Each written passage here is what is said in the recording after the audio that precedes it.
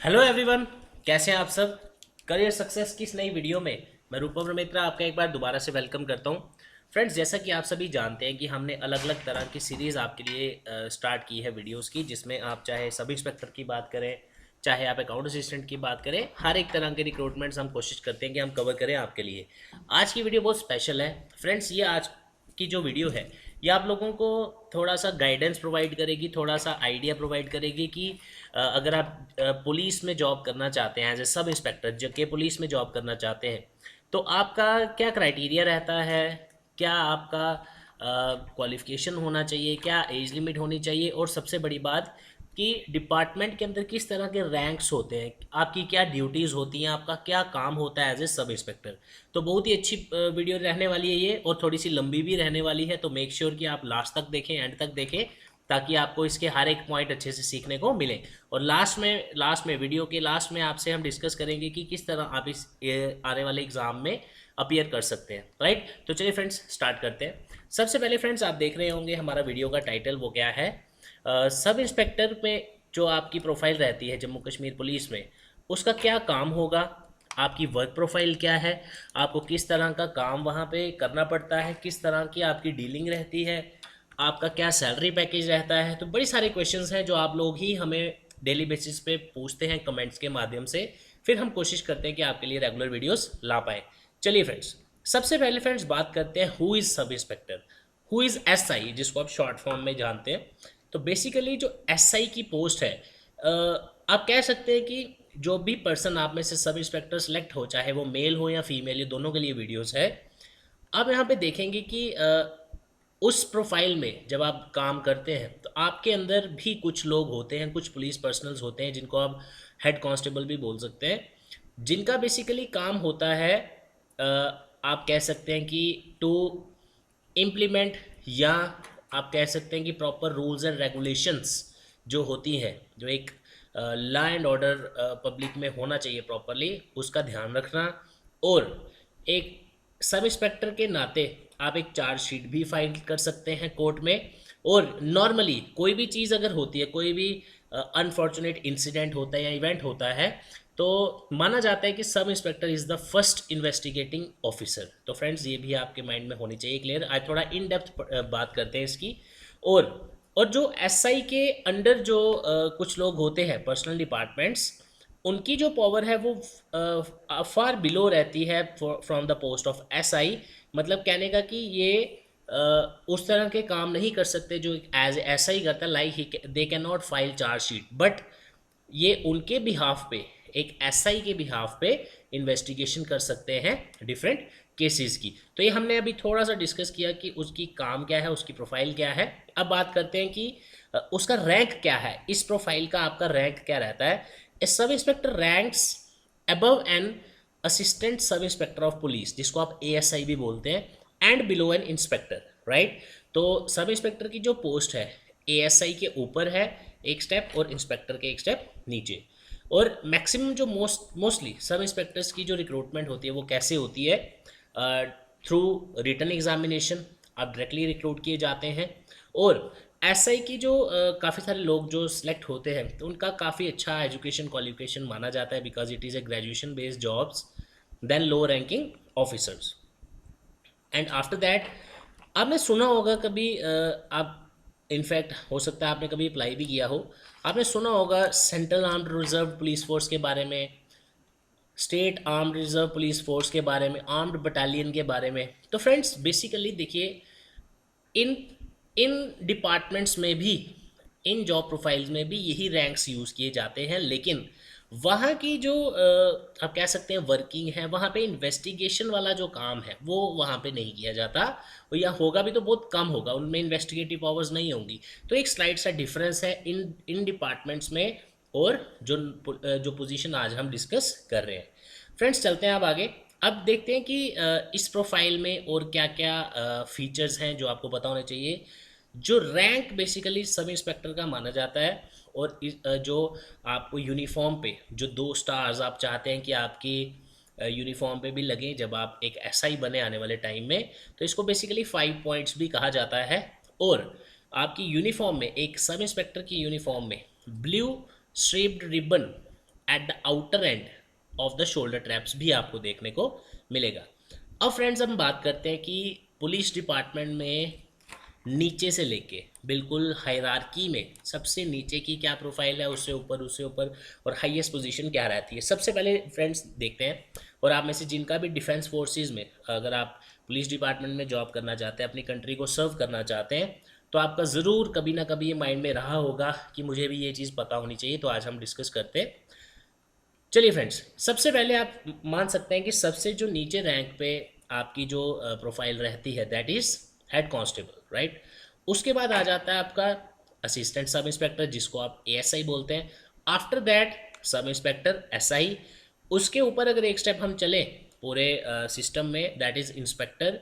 उसके ऊपर अगर हम बात करें तो आ जाता है असिस्टेंट और डिप्टी सुपरिटेंडेंट ऑफ पुलिस, जिसको एएसपी डीवाईएसपी भी बोलते हैं आप लोग। उसके बाद आ जाता है आपका additional superintendent of police.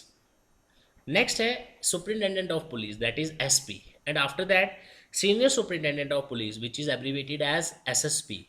After that deputy inspector general of police, which is basically DIG. After that inspector general of police, that is abbreviated as IGP. After that, additional director general of police, that is ADG. And after that, the final head of your force, head of your police department, director general of police, which is known as DGP. और अभी presently जो DGP हैं हमारे Jammu Kashmir police के, Shri Dilbag Singh ji, right. तो friends, ये था एक हायरार्किकल सिस्टम जो आपको पता होना चाहिए। आगे चलते हैं। एक बहुत ही इंपॉर्टेंट क्वेश्चन आपकी तरफ से डेली बेसिस पे हमें देखने को मिलता है कि sir, can anyone become a police officer, can anyone become an sub inspector. Friends, answer is yes, but कुछ चीज़ें हैं जो आपको पता होनी चाहिए। वो क्या है कि आप अगर सब इंस्पेक्टर की जॉब लेना चाहते हैं तो आपके पास कुछ एक क्वालिफिकेशन डिज़ाइन की जाती है, जैसे कि ग्रेजुएशन आपके पास होनी चाहिए। उसके बाद आपको पहले एक फिजिकल टेस्ट क्वालिफाई करना है, एंड आफ्टर दैट आपका रिटन एग्ज़ाम होगा। After that based on your merit and interview आपकी सिलेक्शन फाइनली होती है। नॉर्मली आप देखते हैं कि कांस्टेबल के लिए जो क्वालिफिकेशन है वो एसआई से कम रहती है, इसलिए एक सब इंस्पेक्टर की जॉब के लिए आपको you have to be minimum graduate. Okay, अब फ्रेंड्स एक क्वेश्चन और आता है कि सर, अगर हम कांस्टेबल की तैयारी करें तो हमारा एसआई भी कवर हो जाएगा। फ्रेंड्स देखिए, पहली चीज़ आपको सामने दिख रहा है दोनों की जॉब प्रोफाइल्स में क्या डिफरेंस है, दोनों के एजुकेशनल क्वालिफिकेशन में डिफरेंस है। इसलिए अगर आप कांस्टेबल का पेपर देते हैं तो आपका जो एग्ज़ाम का लेवल रहेगा वो एसआई के एग्ज़ाम के हिसाब से काफ़ी कम रहता है, राइट। लेकिन अगर आप एसआई की तैयारी कर रहे हैं तो you have to put at least 5 to 6 months of preparation, अगर आप चाहते हैं कि आपकी अच्छे से सिलेक्शन भी हो। फ्रेंड्स देखिए, एग्ज़ाम देना और सिलेक्शन लेना दोनों अलग अलग चीज़ें हैं। एग्ज़ाम देने के लिए 1 लाख स्टूडेंट्स जाते हैं फॉर एग्जांपल, है ना, लेकिन सिलेक्शन तो 800-900 लोगों की होती है ना। तो वो क्यों होती है?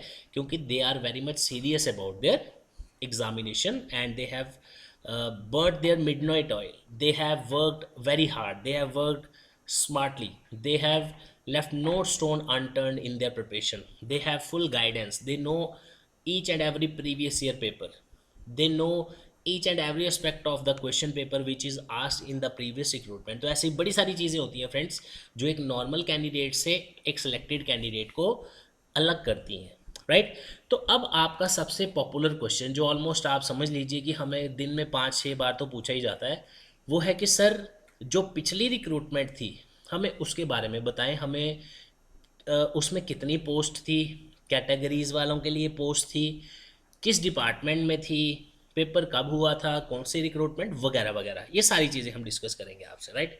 चलिए फ्रेंड्स देखिए, सबसे पहले जो पिछली बार रिक्रूटमेंट आई थी 2017 में सब इंस्पेक्टर के लिए 2017 में, उसमें जो नंबर ऑफ वैकेंसीज थी दैट वर 658 उसमें से अलग अलग जो विंग्स हैं, जैसे एग्जेक्टिव विंग है उसमें 482 पोस्ट थी, जिसमें ओपन मेरिट में थी 275, आरबीए, एसटी, एससी ये सभी आपके सामने लिखा हुआ है, आप इसका स्क्रीनशॉट ले सकते हैं।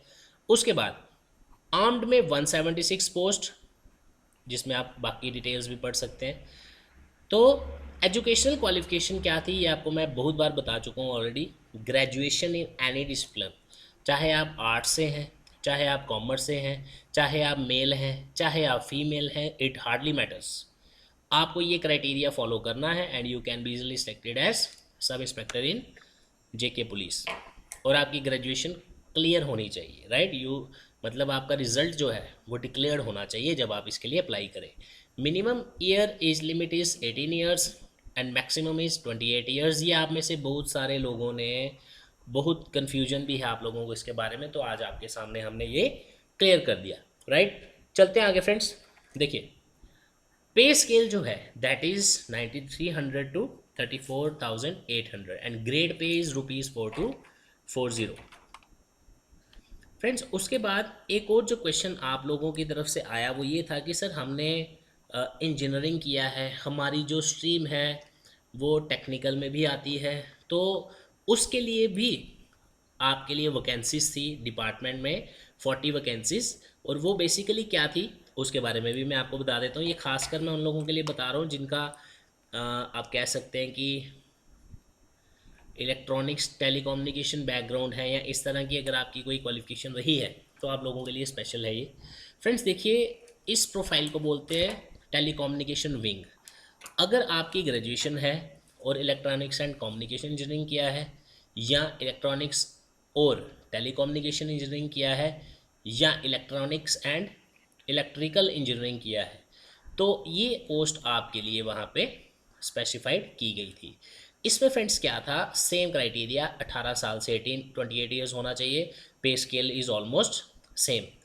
अब उसमें क्या था कि उसका थोड़ा सा सिलेबस हटके था, जो आप लोगों ने टेक्निकल सिलेबस पढ़ा होता है, तो उसके लिए हम फिर अलग से वीडियो लाएंगे। अभी फ़िलहाल हम जो बात कर रहे हैं आज 8 से 10 क्वेश्चन जो आप डेली बेसिस पे पूछते हैं उसकी बात थी।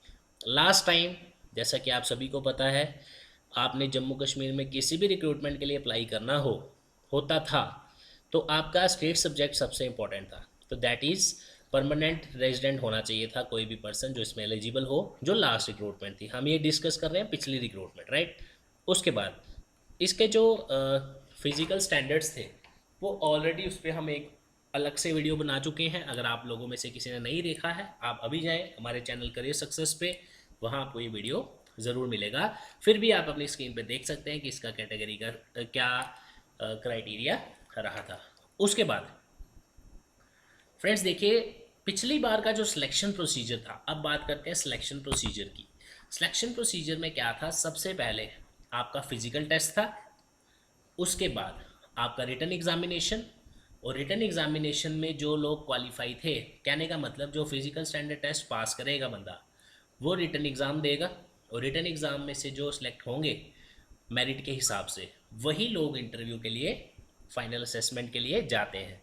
और इसमें थोड़ा सा टाइम भी लग जाता है, तो आप लोगों को उसके लिए रेडी रहना पड़ेगा। ओके, तो फ्रेंड्स देखिए एग्जैक्ट नेक्स्ट पॉइंट जो आपसे डिस्कस करना है, exact date, time and venue. Friends देखिए डिपार्टमेंट की तरफ से ही आपको बताया जाता है, जब भी कोई न्यू रिक्रूटमेंट आए तो डिपार्टमेंट आपको एक एडमिट कार्ड जारी करता है रिक्रूटमेंट स्टार्ट होते ही। जैसे ही आपका पेपर हो उस पर डेट लिखी जाती है, पेपर की टाइम लिखा जाता है, कहाँ जाके आपको पेपर देना है, सब A to Z वहाँ पे आपको डिटेल्स मिल जाती हैं। और हमारी एक सजेशन है आप लोगों को, हमेशा आप लोग जब भी कोई भी रिक्रूटमेंट आए या उसके बारे में पूछना चाहें तो करियर सक्सेस का ऑफिशियल यूट्यूब चैनल ज़रूर फॉलो करें, करियर सक्सेस नाम से, क्योंकि हम आपसे वही चीज़ें डिस्कस करते हैं जो ऑफिशियली आउट हो, राइट। तो ये बहुत ज़रूरी होता है जब भी कोई रिक्रूटमेंट के बारे में आप तैयारी करें, क्योंकि आपको अपना टाइम स्पेंड करना है, आपको टाइम इन्वेस्ट करना होता है, तो वो हमेशा सही जगह पर इन्वेस्ट होना चाहिए ताकि आपका अननेसेसरी टाइम वेस्ट ना हो। चलिए फ्रेंड्स आगे चलते हैं। नेक्स्ट आप देख सकते हैं कि लास्ट टाइम जो फ़ी पेमेंट थी एप्लीकेशन का, जो छोटी सी फ़ी उन्होंने रखी थी दैट इज़ 300। ओके, चलते हैं आगे फ्रेंड्स। देखिए जब भी कोई न्यू रिक्रूटमेंट आएगी हमेशा आप लोगों को ऑफिशियल वेबसाइट पे जाना है www.jkpolice.gov.in। वहाँ पे ही आपको ऑफिशियल नोटिस मिलेगा, और जैसे ही जब भी रिक्रूटमेंट आएगी इन फ्यूचर तो आपको हमारे पेज पे भी उसके रिलेटेड ऑफिशियल न्यूज़ मिल जाएगी, क्योंकि पहले वेबसाइट पे आएगा, आफ्टर दैट हम उसको आपके साथ शेयर करेंगे। पिछली बार जो रिक्रूटमेंट हुई थी that was in second week of January and the closing date was 30 days. मतलब जब आपका फॉर्म निकलता है तो आप मान के चलिए कि 1 महीना तो एटलीस्ट आपको एप्लीकेशंस सबमिट करवाने का टाइम मिलता है, राइट। तो फ्रेंड्स, हमारी कोशिश थी कि ये आपके साथ शेयर करें वीडियो। इसमें बड़े सारे क्वेश्चंस हमने कोशिश किया, आपके जो भी कमेंट्स के थ्रू आप हमें पूछते हैं तो आप लोगों को हमने प्रोवाइड किया। इसके अलावा भी JKSSB account assistant, JK bank, class 4, जो भी रिक्रूटमेंट आप लोगों की आने वाले समय में जिसके लिए भी आप अप्लाई करना चाहते हैं, जैसा कि एडमिनिस्ट्रेशन की तरफ से एक नोटिस भी आया था कि जून में क्लास 4 और अकाउंट असिस्टेंट की वैकेंसीज देखने को मिल सकती है। तो फ्रेंड्स, आप ज़रूर उसकी प्रिपरेशन स्टार्ट करें और साथ ही साथ घर बैठ के लॉकडाउन में सभी गाइडलाइंस को फॉलो करें, इम्प्लीमेंट करें और घर बैठ के लाइव क्लासेस ज़रूर ज्वाइन करिए। Thank you so much friends. और एक चीज़ मैं आपको बताना भूल गया, वीडियो लाइक करें, शेयर करें, कमेंट करें, सब्सक्राइब करें हमारा चैनल। और अगर आप चाहते हैं, नोट्स डाउनलोड करना चाहते हैं, लाइव क्लासेस ज्वाइन करना चाहते हैं, अभी हमारी वेबसाइट पे जाएं www.careerssuccessjammu.com, या हमें व्हाट्सएप करें 9419145317। Thank you so much friends. जय हिंद।